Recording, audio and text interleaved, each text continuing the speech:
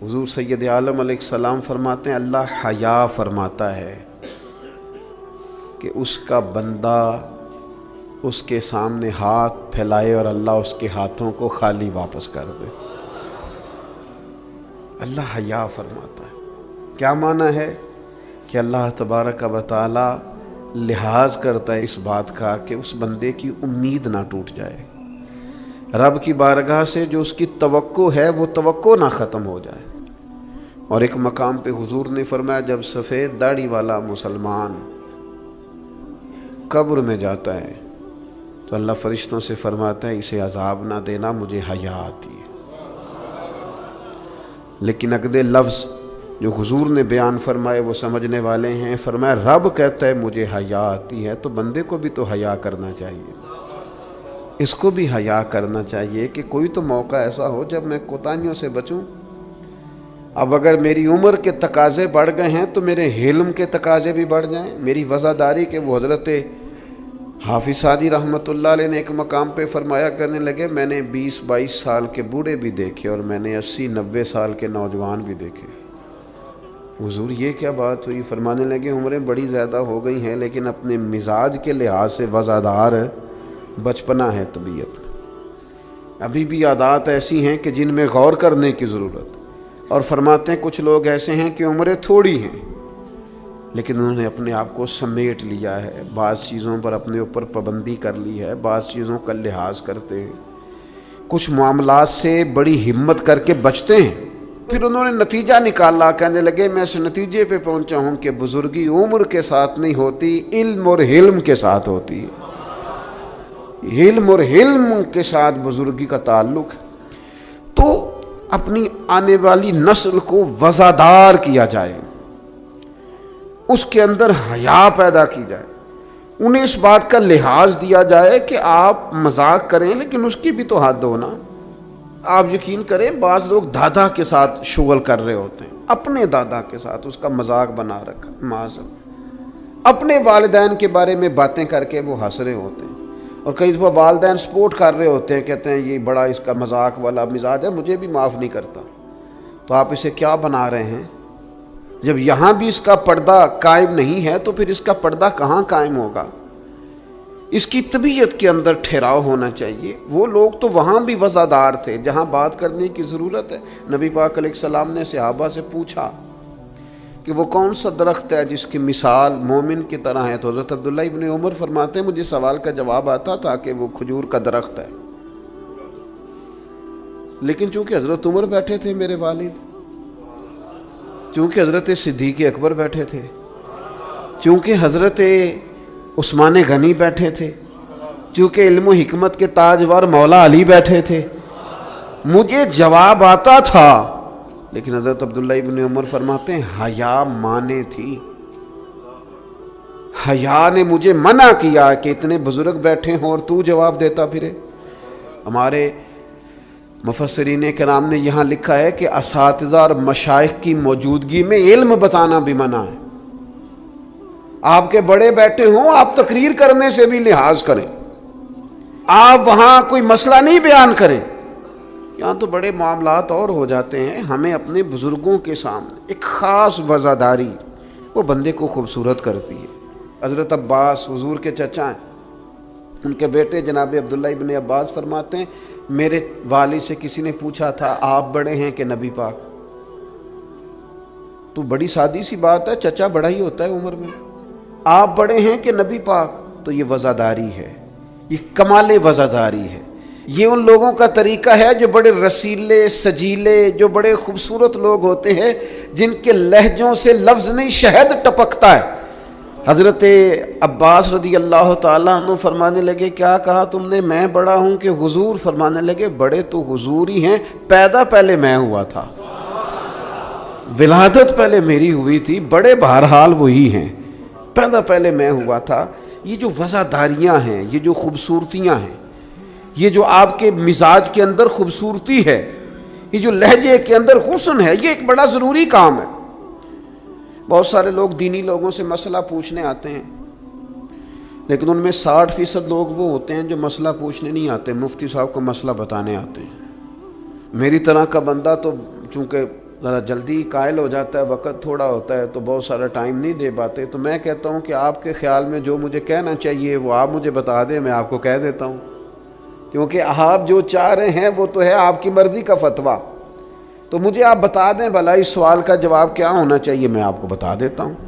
لیکن اگر آپ مجھ سے پوچھنے آئے ہیں تو پھر آپ حوصلہ کریں، پھر دین جو بات کہتا ہے وہ مجھے بیان کرنے دیں، پھر مرضی کا فتویٰ حاصل نہ کریں، پھر ذرا رکیں۔ اور یہی حالت بہت سارے اللہ ماشاء اللہ شاگردوں کی ہوتی ہے، ان کا خیال ہوتا ہے استاد میری مرضی کے حساب سے تعلیم دے، مریدین کا خیال ہوتا ہے کہ شیخ اس طرح کر کے چلے، تو بھئی تیری شرطوں پہ ہی کرنا ہے، اگر تجھ کو قبول تو یہ سہولت تو مجھے سارا جہاں دیتا ہے، اگر تیری شرطوں پہ تو نے آنا ہے کہ میرے پاس یہ ٹائم ہے تو اس ٹائم آؤں گا، تو میں اس وقت پسند کرتا ہوں تو میں اس وقت آؤں گا، تو آپ اگر یہ کہیں گے تو پھر میں یہ تیری شرطوں پہ ہی کرنا ہے، اگر تجھ کو قبول تو یہ سہولت تو مجھے سارا جہاں دیتا ہے۔ پھر تو ٹھیک ہے، اگر ہم نے کچھ لوگ کچھ دو کی پالیسی پہ ہی تعلق بنانا ہے تو پھر استادی شاگردی تو نہ ہوئی، پھر تو ٹھیک ہو گیا، پھر یارانے کریں گے، دوستیاں کریں گے، اس طرح کے لوگ تو ڈھیروں مل جاتے ہیں۔ اپنی زندگی کے اندر وزاداری، خوبصورتی، ٹھہراؤ، لہجے کے اندر حسن، مزاج کے اندر ایک کمال۔ حضرت امام مالک رحمۃ اللہ علیہ کو کسی بات پر امام اعظم نے بڑا ڈانٹ دیا، شاگرد تھے، بڑا ڈانٹ دیا، سخت ڈانٹا، اور اس کے بعد بھی وقفے سے کبھی کوئی ایسی بات ہوتی تو امام صاحب کہتے ہیں میری طبیعت سے وہ غصہ نہ جاتا کہ یار اس نے ایسا کیوں کیا۔ کچھ عرصے کے بعد جا کے وہ بات کھلی کہ جس بات پر امام ابو مالک کو ڈانٹا ہے ان کی تو غلطی نہیں تھی، دوسرے کلاس فیلو کی غلطی تھی، انہوں نے تو یہ بات کہی نہیں، تو کسی اور نے کہی تھی اور نام ان کا لگ گیا۔ بچے کر دیتے ہیں نا شرارت، کسی نے کی نام کسی، تو امام اعظم ابو حنیفہ رحمۃ اللہ علیہ امام مالک سے کہنے لگے بیٹا تم نے بتایا کیوں نہیں، اتنی ڈانٹ کھا لی؟ حضرت امام مالک نے سر جھکا لیا، کہنے لگے حضور لوگوں کے جسموں پر لوگوں کا احسان ہوتا ہے، میری تو سانسوں پر بھی تیرا احسان ہے، میری سانسیں بھی تیری مقروض ہیں۔ یہ جو لوگ مالک کو جانتے ہیں یہ اس نسبت سے جانتے ہیں کہ یہ ابو حنیفہ کی گلی میں آتا جاتا ہے، سونیاں زندگی میں جتنا نام اور عروج پایا تیرے صدقے پایا، 4 جھڑکیاں نہ سہ سکتا تیرے نام پر، میں نے پسند نہیں کیا۔ اور پھر آپ نے پوچھا بھی تو نہیں نا کہ بتاؤ، آپ نے کہا ڈانٹ کھانی ہے تو دکھ قبول محمد بخشا بس راضی رہن پیارے، کوئی حرج نہیں، آپ نے کہا ڈانٹ کھانی ہے تو کھا لیتی، اس میں حرج والی کون سی بات؟ یہ خاص وزاداری، یہ خاص خوبصورتی۔ میں آپ سے عرض کروں، ہمارے گھروں میں جو بڑے بوڑھے ہوتے ہیں نا، وہ جب پڑھی لکھی بہو لے کے آتے ہیں نا تو اس کا مطلب یہ تھوڑی ہوتا ہے کوئی بیچارے ہانپتے کامتے رہیں گے، ڈرتے رہیں گے کہ جناب بہو بڑی پڑھی لکھی ہے یا داماد بہت پڑھا لکھا ہے تو کوئی ایسی بات نہ ہو جائے کہ وہ کہے او بابے کو تو پتہ ہی نہیں۔ پڑھا لکھا وہ بندہ ہوتا ہے جو دوسروں کے مزاج کی رعایت کرے، جو تھوڑا سا سمجھے کہ میری اس چیز کی وجہ سے کوئی شخص کسی کمزوری کا شکار تو نہیں ہو رہا۔ اگر آپ نے تربیت کی ہے تو پھر تربیت کا معنی تو یہ ہونا چاہیے کہ اسے ادب بھی کرنا آئے، پیار بھی کرنا آئے، گھر کے بزرگوں کے حق میں اس کے رویے میں نرمی بھی آئے۔ اور اگر آپ نے تربیت یہ کی ہے کہ ہم چما دیگرے نیز تمہاری طرح کا دوسرا کوئی نہیں، تو پھر یاد رکھو اگر تمہاری طرح کا دوسرا کوئی نہیں نا تو پھر تمہیں بھی کوئی ماننے کو تیار نہیں ہے۔ پھر جعلی روب اور ہوتا ہے اور دلوں میں محبت اور ہوتی ہے، پھر ان چیزوں میں فرق ہوتا ہے۔ اگر آپ تعلیم یافتہ ہیں تو آپ دوسروں کے مزاج کی رعایت کریں، آپ کو پھر حضرت مولا علی شیر خدا رضی اللہ تعالیٰ عنہ سے کسی آپ نے فرمایا ایک مقام پہ فرمایا ہر چیز کی زکوٰۃ ہوتی ہے، عقل کی زکوٰۃ پتہ کیا ہے؟ حضور کیا فرمایا؟ عقل کی زکوٰۃ جاہلوں کے ساتھ گزارا کرنا ہے۔ تیری عقل کی زکوٰۃ نکلے گی، تجھے پتہ چلے گا کہ تو کس طرح گزارا کرتا ہے، اور اگر تو جاہل سے گزارے نہیں کر سکتا تو پھر اس کا مطلب یہ ہے کہ تو نے علم کو سمجھا۔ عزیز دوست آپ غور فرمائیں اور اس پر آپ توجہ رکھیں گے کہ وزاداری، لفظوں کا چناؤ۔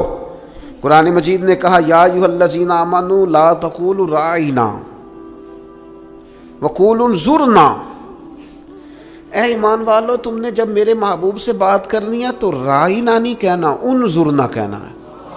یہ نہیں کہنا حضور سمجھ نہیں آئی رعایت کر دے، یہ کہنا یا رسول اللہ ایک نظر کرم کر دیں، ذرا بات دوبارہ سمجھا دیں.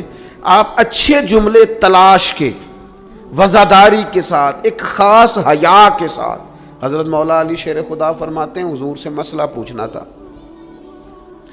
مسئلہ پوچھنا بڑا ضروری کام ہے. اگر آپ مسئلہ دریافت نہیں کرتے تو بڑا عرصہ تک ماحول اس طرح کا رہ جاتا ہے کہ جس سے آپ جہالت میں ہی وہ کام کرتے رہتے ہیں. مسئلہ پوچھیں گے تو بات بہتر ہوگی، آپ بات پوچھ لیں گے، بات کلیئر ہو جائے گی، آپ پھر صاف ستھرے معاملے کے ساتھ عمل کر سکیں گے. تو حضرت مولا علی کہتے ہیں حضور سے مسئلہ پوچھنا تھا. سوال کرنا بڑا ضروری ہے، خود حدیث پاک میں موجود ہے سوال کرنا آدھا علم ہے. لیکن حضرت علی کہتے ہیں نبی کریم سے مسئلہ پوچھنا تھا، میں نے مہینوں انتظار کیا،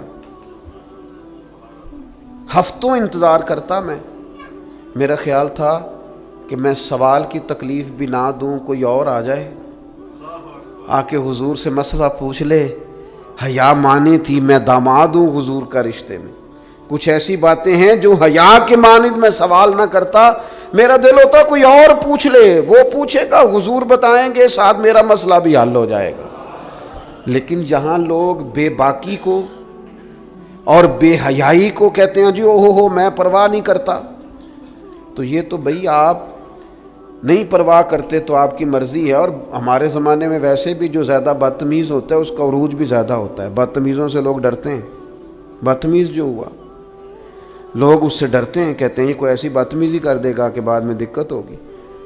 وہ شریف آدمی اس سے جھجک رہا ہوتا ہے، وہ سمجھ رہا ہوتا ہے میں بڑی شے ہوں، تو کچھ بھی نہیں ہے بھائی، تو بدتمیز ہے. اور کچھ لوگ گاند سے اس لیے بچتے ہیں کہ اس میں روڑا پھینکا تو چھینٹے پڑیں گے، پھر کپڑے بدلنے پڑیں گے، نہانا پڑے گا، اس لیے لوگ بچ کے گزرتے ہیں. اور تیرا خیال ہے کہ تجھ سے بڑا لوگ ڈرتے ہیں. تو اپنی زندگی میں وزاداری، شرم و حیا. اب دیکھیے سیدہ عائشہ صدیقہ رضی اللہ تعالیٰ عنہ ارشاد فرماتی ہیں نبی پاک علیہ السلام عرب کی کنواری لڑکیوں سے بھی زیادہ حیا والے تھے، شرمیلے تھے. حضور علیہ السلام فٹافٹ بے باک ہو کر کسی سے کوئی بات نہ کرتے. اب دیکھیں صحابہ غلام ہیں رسول پاک کے، اگر حضور کسی کا نام لے کے بھی اس کی تربیت کرنا چاہیں تو وہ آدمی خوش ہوگا، سعادت مندی ہوگی. لیکن حضور کو کسی شخص کے بارے میں بتایا جاتا نا فلاں نے یہ بات کی ہے، تو کبھی نامینیٹ کر کے اس بندے کے سامنے بات نہیں کرتے. یہ وزاداری والا معاملہ ہے. تو محبوب کیا فرماتے؟ حضور فرماتے لوگوں کو کیا ہو گیا ہے، اب انہوں نے اس طرح کرنا شروع کر دیا.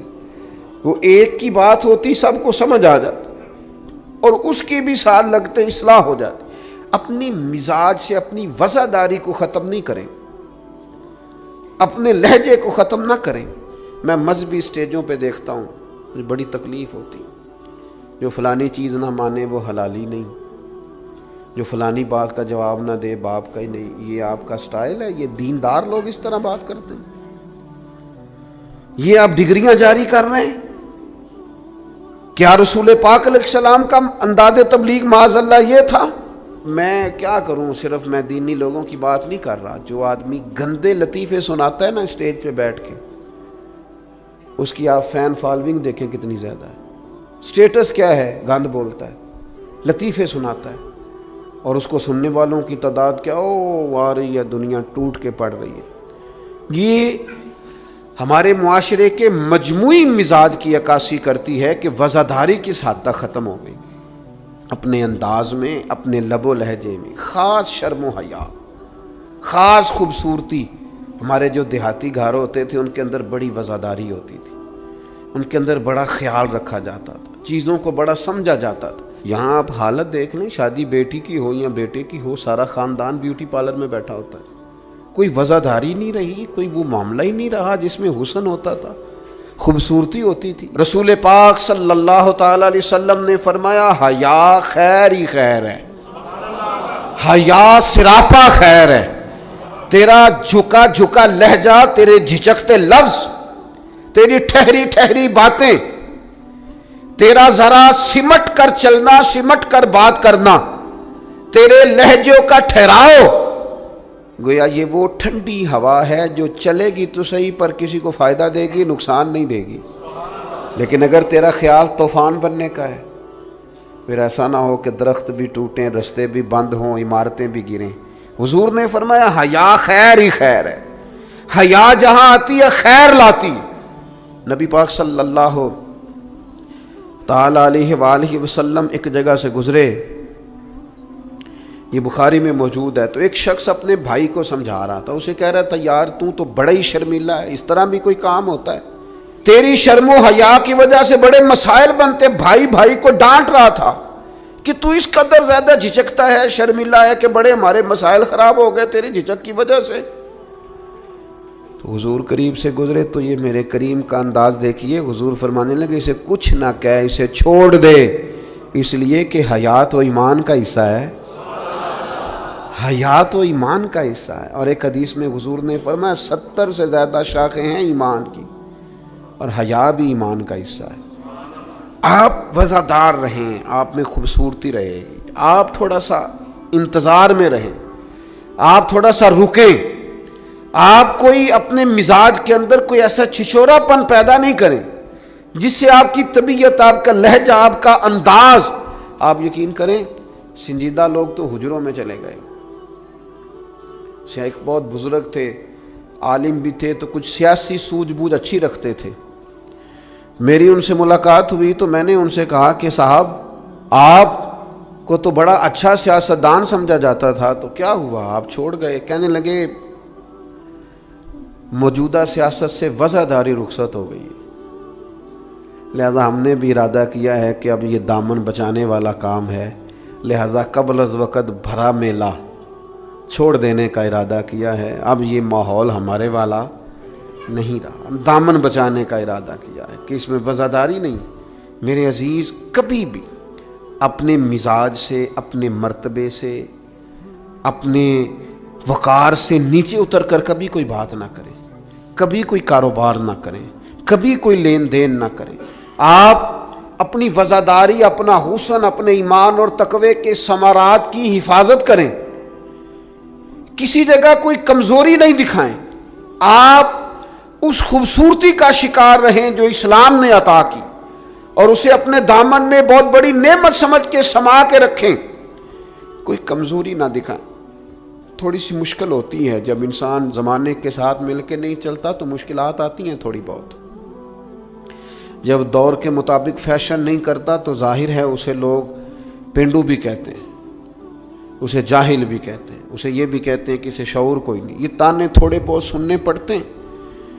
لیکن آپ کی وزاداری، آپ کے وقار میں، آپ کے لہجے میں کسی قسم کی کوئی کمزوری نہیں آنی چاہیے۔ آپ ایک نمونہ ہیں، اور یہ مت سمجھیے گا کہ لوگ صرف آپ کی تقریر سے تاثر لیتے ہیں، آپ کا نمونہ عمل آپ کے گھر سے لے کر دوستوں کی محفل تک وہ شمار کیا جاتا۔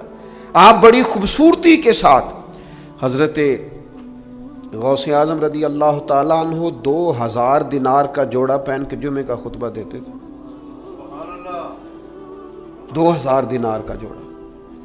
تو آپ کی اہلیہ نے ایک دن کہا کہ حضرت کئی دفعہ ایسے ہوتا ہے کہ صبح کا کھانا گھر میں ہوتا ہے اور شام کا نہیں ہوتا، لیکن آپ جب منبر کی طرف بڑھتے ہیں تو آپ کا لباس اتنا شاہانہ ہوتا ہے کہ لوگ سمجھتے ہیں پتہ نہیں ہم کتنے کو مالدار ہیں۔ تو حضرت فرمانے لگے یہی تو میں چاہتا ہوں، میں نہیں چاہتا کہ میں پھٹے کپڑے پہن کے رکھوں اور لوگ جاتی دفعہ میرے ہاتھوں میں نذرانہ تھما کے جائیں کہ یہ رکھ لیں، لباس لے لیجئے گا۔ فرمایا اس طرح کا لباس پہنیں گے، اس طرح کی وزاداری اختیار کریں گے کہ جدھر جدھر سے گزریں گے لوگ سمجھیں گے کہ اللہ نے دینداروں کو بڑا بے نیاز بنایا ہوا ہے۔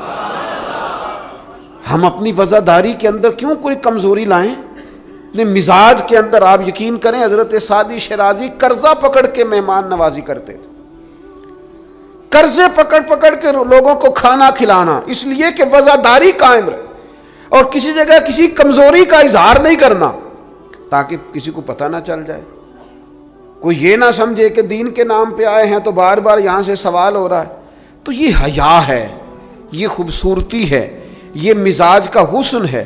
ہمارے صوفیاء نے فرمایا ہے کہ سب سے زیادہ اللہ سے وہ بندہ حیا کرتا ہے جو اپنے خیالات پر کنٹرول کرتا ہے، اپنے جذبات پر کنٹرول کرتا ہے، جو وسوسوں کو نہیں آنے دیتا، جو اپنی طبیعت میں کوشش کرتا ہے کہ اچھے خیالات ہی رہیں، وسوسے آئیں تو جھٹک دیے جائیں، اس لیے کہ وہ نبی پاک علیہ السلام کا جو فرمان موجود ہے نا کہ رب نہ تمہاری جیبیں دیکھتا ہے نہ صورتیں دیکھتا ہے، وہ جب دیکھتا ہے تمہارا دل دیکھتا ہے، تو وہ حیا کرتے ہیں کہ دل میں کوئی ایسا خیال آئے جو غلط ہو، برا ہو، گندا ہو، چونکہ مالک نے دیکھنا ہے، وہ اس لیے خانہ دل کو صاف رکھتے ہیں۔ لیکن نا کوئی مہمان گھر میں آتا ہے تو لوگ فٹافٹ صفائی نہیں کرتے، چیزیں نہیں اٹھاتے کہ وہ کیا سوچے گا، یہ کتنے میلے کچیلے ہیں، کیونکہ مہمان نے دیکھنا ہے، اور جس دل کو رب رحمان نے دیکھنا ہے اس کی صفائی رکھنا کہ اس میں گندے برے خیالات، ہرس، ہوس، لالچ، حسد، بغض، کینہ، عداوت، بددیانتی، بدگمانی یہ موجود نہ ہو، چونکہ رب نے دیکھنا۔ رسول رحمت صلی اللہ تعالی علیہ وآلہ وسلم نے ہمیں ایک اور حیا کرنے کا بھی کہا ہے، اس پر بھی حضور نے ہماری توجہ دلائی۔ وہ حیا کیا ہے؟ وہ ہے اپنے رب سے حیا کرنا، اپنے مالک سے حیا کرنا۔ جب ہم لوگوں کے بیچ ہوتے ہیں تو لوگوں سے حیا کرتے ہیں۔ حضرت عثمان غنی رضی اللہ تعالیٰ عنہ غسل خانے کی چار دیواری کے اندر بھی غسل کرتے تھے تو تہمت باندھ کے۔ تو گھر والوں نے، یہ کسی نے پوچھا کہ حضور غسل خانہ چاروں جانب سے بند ہے اور اس کے اوپر چھت ہے اور آپ اس میں غسل کر رہے ہیں، تو پھر بھی آپ تہمت کے ساتھ، اور بڑا سمٹ کے اور بڑا کونے میں بیٹھ کے۔ تو آپ فرمانے لگے جب لوگوں کے بیچ ہوتا ہوں تو لوگوں سے حیا کرتا ہوں، جب تنہا ہوتا ہوں تو رب سے حیا کرتا ہوں۔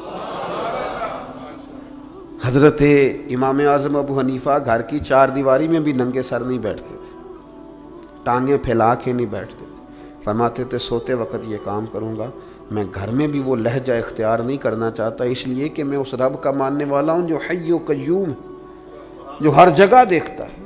رب سے بھی حیا۔ اللہ کریم ہم سب کے دلوں میں اطمینان اور سکون عطا فرمائے، اور اللہ تعالی محبوب کے قدموں کا صدقہ ہمیں وفاداری نصیب کرے۔